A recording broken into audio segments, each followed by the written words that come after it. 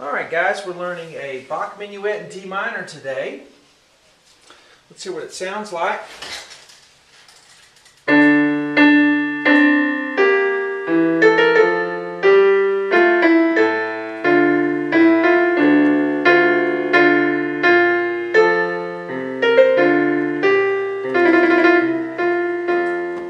It's the first section. Alright, hello everyone, I'm Sean Cheek. Welcome to my SeanCheek.com piano lessons. I always put the free part 1 on YouTube, and the rest of the lessons for this piece are on my website, SeanCheek.com. If you find for any reason you have trouble reading music, you need help with just where the notes are on the keyboard, or just knowing what the notes are, or doing it faster, you should try my boot camp sight reading series on SeanCheek.com. Really give you a quick foundation of how to read music and to read it faster.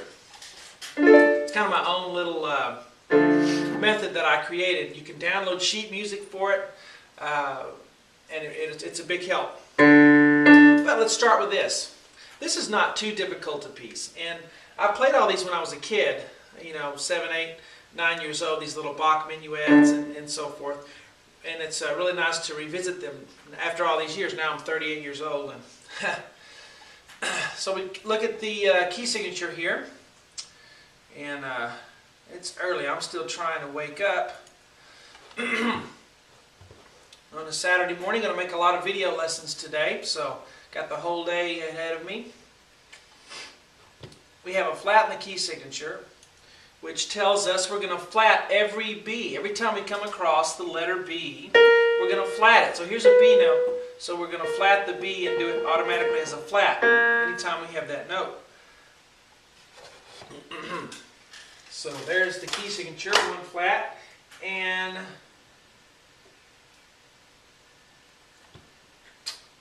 let's see, I need to clear this. There we go. Had to wake up my wireless keyboard. We all need to wake up this morning. All right.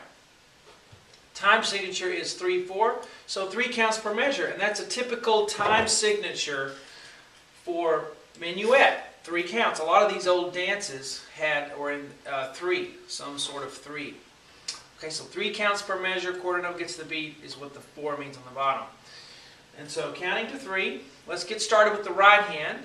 We have 3 Ds, okay, so we start off with a D, and we have 3 of those in the right hand. D in the middle of the piano. 1, 2, 3. So 3 Ds there. We're going to look at the left hand now. Yes, what's the matter? Never mind, I talked to Okay. Alright, so we go low D with the left hand, and then we'll go up to high D.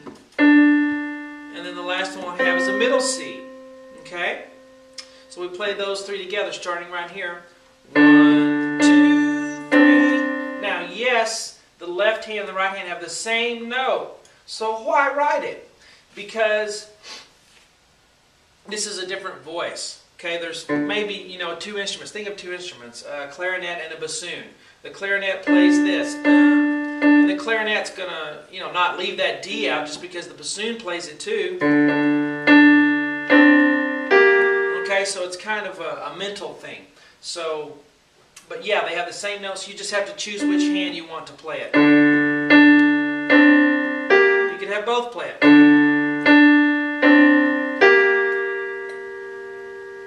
Then mentally, it works out melodically. All right, so now we go to the next measure. We have a G on the right hand, and then an A, and then a B flat, and then an A. So G, and then A, B flat, A.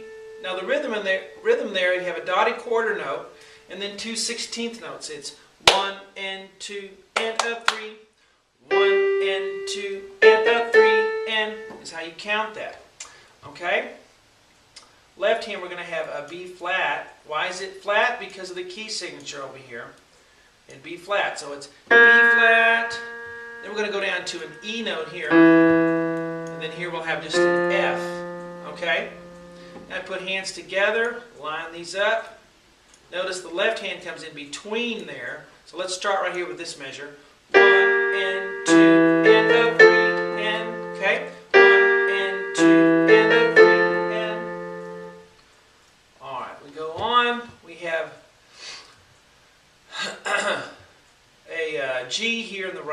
starting off with, and then an F, G, F, and then we have an E after that, and then right there at the end an A, and it's just 1 and 2 and 3 and 1 and 2 and 3 and left hand has a G note to start with, and then an A, and then a low A. I'll put our hands together, and we have 1 and 2 and 3 and.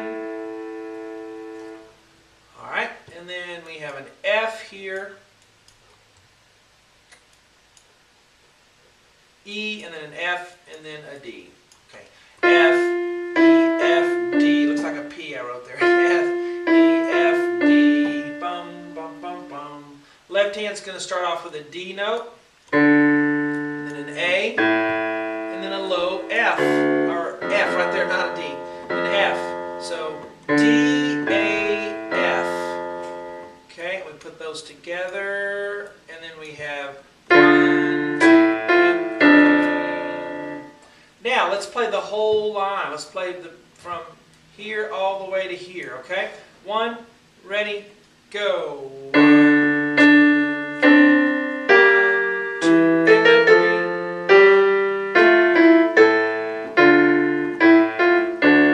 3. Typically you would play non-legato on the 8th notes.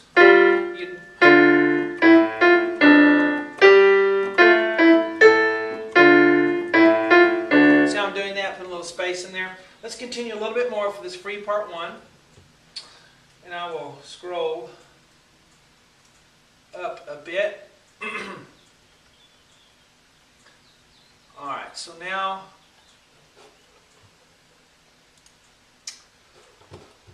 looking at the right hand here, we're going to play.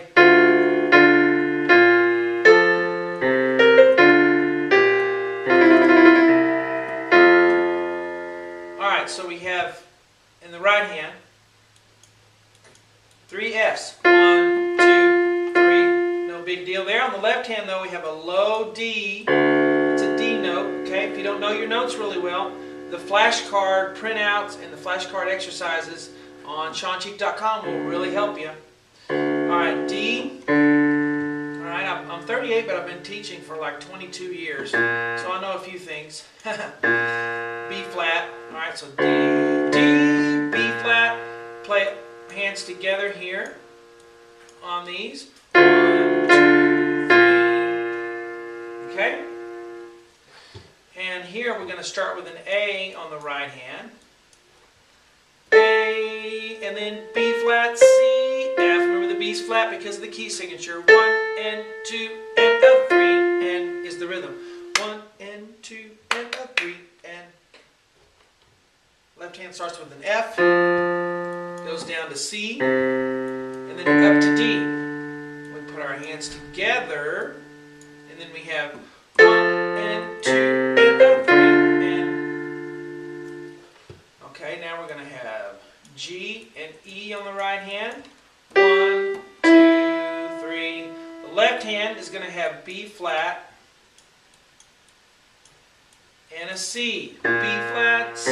Put hands together. 1, 2. And then right here at the end we have a low C on the left hand. Down there. So it'd be 1, 2, 3. Now what you can do a lot of times at a cadence, and a cadence just means the end of a musical section, they would put a trill. Even though it wouldn't be written in the music, they would do something like that, a little ornament. In the time period they would do that. They would just, add these things. And you do a trill right here on the notes F and E. So you take the E, the written note, the principal note, and then you take the upper note, upper auxiliary note, F, and you'd start on the F actually in the Baroque period, back then, 1700s, and you would trill it. You go back and forth as fast as you can until it was time to end it. So you'd go 1, something like that, or you could go, I did a D, E, F at the end. It's kind of just whatever you want to do is what it is. Alright, and And they're difficult. You know, they kind of take some getting used to because you're not really counting a trill. You're just playing as fast as you can till the time's up. All right, so that's the free part one we always do. Hope you enjoy it. See you on the website.